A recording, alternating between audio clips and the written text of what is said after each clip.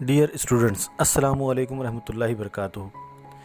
آپ تمام کا استقبال ہے سائنس اینڈ ٹیکنالوجی حصہ اول جماعت دہم کی کلاس میں۔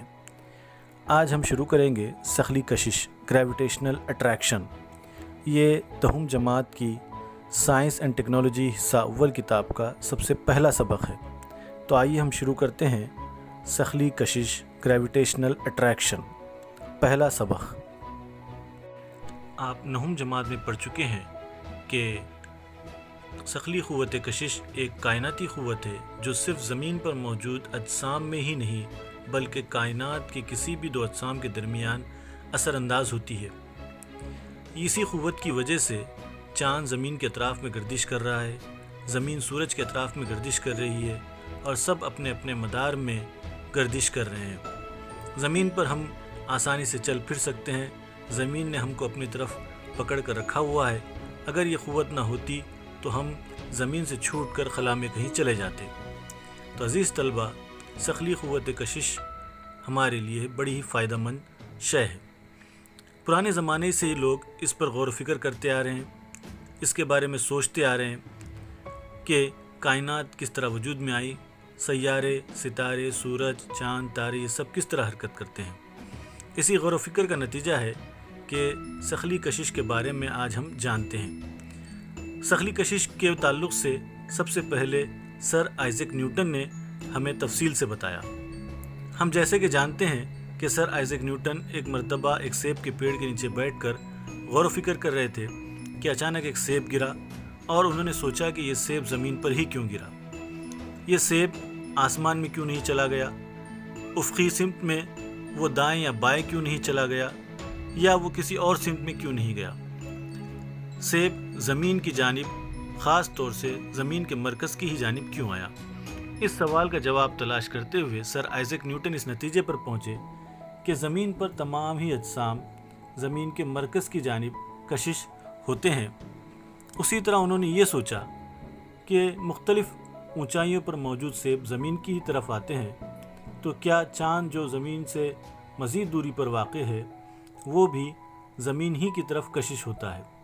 ان سوالوں کے جواب کے طور پر سر آئزیک نیوٹن نے قوت کشش ثقل کو دریافت کیا اور اس کو ریاضیاتی صورت میں ہم تک پہنچایا۔ جیسا کہ آپ شکل میں دیکھ رہے ہیں، ایک سیب کا پیڑ دکھایا گیا ہے۔ سیب کے پیڑ سے جب یہ سیب نیچے گرتا ہے تو زمین کی ہی جانب گرتا ہے، مرکز کی جانب۔ سیب سے اوپر ایک مخصوص فاصلے پر چاند موجود ہے، وہ بھی زمین ہی کی جانب کشش ہوتا ہے، اور جس طرح سے سیب زمین کے مرکز کی جانب کشش ہوتے ہوئے گرتا ہے، اسی طرح چاند بھی زمین کے مرکز کی جانب کشش ہوتا ہے۔ مختلف سیاروں پر مختلف وجوہات کی بنیاد پر سخلی قوت مختلف ہوتی ہے۔ انٹرنیٹ کا استعمال کر کے معلوم کیجئے کہ مختلف سیاروں پر سخلی قوت کتنی ہے اور اس کے تعلق سے پیشکش کا ایک تختہ بنائیے۔ ذرا یاد کیجئے، اس ہیڈنگ کے تحت نہم جماعت میں حرکت سے متعلق نیوٹن کے پیش کردہ قوانین کا اعادہ دیا گیا ہے۔ 9 کی کتاب میں حرکت سے متعلق نیوٹن کے 3 قوانین کا مطالعہ کیجئے۔ سر آئزیک نیوٹن کی پیدائش 1642 میں ہوئی اور آپ کا انتقال 1727 میں ہوا۔ سر آئزیک نیوٹن خصوصی طور پر طبیعیات، ریاضی کے بہت بڑے ماہر تھے۔ آپ نے علم الاحصاء یعنی کیلکولس کو ایجاد کیا، ساتھ ہی آپ نے حرکت کے قوانین دیے۔ اس کے علاوہ نور اور دیگر سائنسی موضوعات پر بڑی اہم تحقیقات پیش کی۔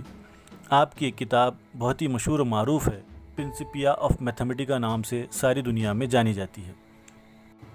بچپن میں آپ نے ایک پتھر کو دھاگے سے باندھ کر زور زور سے گول گھمایا ہوگا اور آپ نے تجربہ کیا ہوگا کہ یہ پتھر آپ کے ہاتھ سے چھوٹ کر نہیں نکلتا، رسی سے بندھا ہونے کی وجہ سے۔ آپ جب رسی کو حرکت دیتے ہیں تو یہ پتھر آپ کے ارد گرد گول گھومنے لگتا ہے۔ جیسا کہ شکل میں دکھایا گیا ہے، پتھر کو آپ جب تک گول گھماتے رہیں گے وہ رسی کی وجہ سے چھوٹ کر نہیں جائے گا، بلکہ وہ آپ کے اطراف میں دائروی حرکت میں گردش کرتا رہے گا۔ لیکن جیسے ہی آپ اسے اپنے ہاتھ سے چھوڑ دیں گے، رسی آپ کے ہاتھ سے چھوٹ جائے گی اور وہ خط مستقیم میں اسٹریٹ ڈائریکشن میں آپ سے دور چلا جائے گا۔ یہی عمل ایک گھومنے والی چکری پر بھی ہوتا ہے۔ اگر گھومنے والی چکری پر آپ 5 روپے کا سکہ رکھیں تو وہ خط مستقیم میں مماس کی سمت میں پھینکا جاتا ہے۔ یہی عمل یہاں پر پتھر کو دھاگے سے باندھنے پر ہو رہا ہے۔ اگر آپ ہاتھ سے چھوڑ دیں گے تو وہ مماس کی سمت میں خط مستقیم میں دور نکل جائے گا۔ اس لیے ہم یہ کہہ سکتے ہیں کہ جسم سے دائرے کے مرکز کی جانب ایک قوت عمل کرتی ہے جسے ہم مرکز جو قوت یا سینٹریپیٹل فورس کہتے ہیں۔ یہ مرکز جو قوت جسم کو دائرے کے مرکز کی جانب کھینچتی رہتی ہے، جس سے دائروی حرکت مسلسل جاری رہتی ہے۔ یہی عمل چاند کی زمین کے گرد گردش کے وقت انجام پاتا ہے۔ یہی عمل زمین جب سورج کے اطراف گردش کرتی ہے تو یہی عمل انجام پاتا ہے۔ اس قوت کو ہم مرکز جو قوت یا سینٹریپیٹل فورس کہتے ہیں۔ اسی لیے چاند زمین کی جانب کشش ہوتا ہے اور زمین سورج کی جانب کشش ہوتی ہے، اور اسی قوت کی مدد سے سورج تمام سیاروں کو اپنی جانب کشش کرتا ہے، اور اس طرح سے تمام سیاروں کی اور ذیلی سیاروں کی مداری گردش اپنے اپنے مدار میں ہوتی رہتی ہے۔ اسے ہم سینٹریپیٹل فورس یا مرکز جو قوت کہتے ہیں۔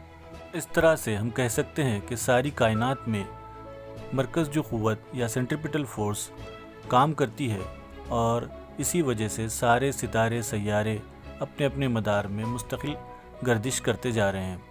ان قوانین کو مزید تفصیل سے جاننے کی کوشش کی کیپلر نے۔ کیپلر کے قوانین ستارے سیاروں کی حرکت کو سمجھنے میں، تفصیل سے سمجھنے میں بڑے ہی معاون اور مددگار ہیں۔ آئیے ہم اب غور کرتے ہیں کیپلر کے قوانین پر۔ گیلیلیو سے پہلے لوگ سادی آنکھ سے آسمان کا مشاہدہ کرتے تھے اور سیارے اور ستاروں سے متعلق قیاس کرتے تھے۔ 16ویں صدی تک سیاروں کے مقام اور ان کی حرکت سے متعلق بہت ہی تفصیل سے معلومات ہمیں حاصل ہو چکی تھی۔ کیپلر نے ان تمام معلومات کا بغور مشاہدہ کیا، اپنے تجربات کیے، اور اس نے سیاروں کی حرکت سے متعلق 3 انتہائی اہم قوانین پیش کیے۔ انہوں نے سب سے پہلے یہ کہا کہ سیارے کا مدار بیضوی ہوتا ہے۔ سورج اس مدار کا ایک نقطہ ماسکہ ہوتا ہے، جیسا کہ شکل 1.4 میں دکھایا گیا ہے۔ یہ ایک بیضوی مدار ہے۔ بیضوی مدار کا مطلب یہ ہے کہ سیارہ سورج کے اطراف میں بیضوی مدار میں گردش کرتا ہے، اور سورج اس بیضوی مدار کا ایک نقطہ ماسکہ ہوتا ہے۔ کیپلر کا دوسرا قانون سیارے کو سورج سے جوڑنے والا خط مستقیم یکساں وقفہ وقت میں یکساں علاقہ یا رقبہ طے کرتا ہے۔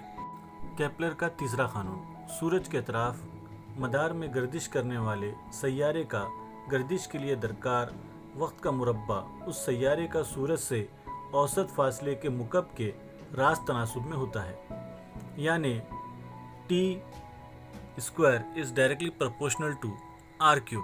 ان تمام قوانین کا بغور مطالعہ کرنے کے بعد نیوٹن نے کشش ثقل کا کائناتی قانون یعنی کہ یونیورسل لا آف گریویٹیشن پیش کیا، جس کے مطابق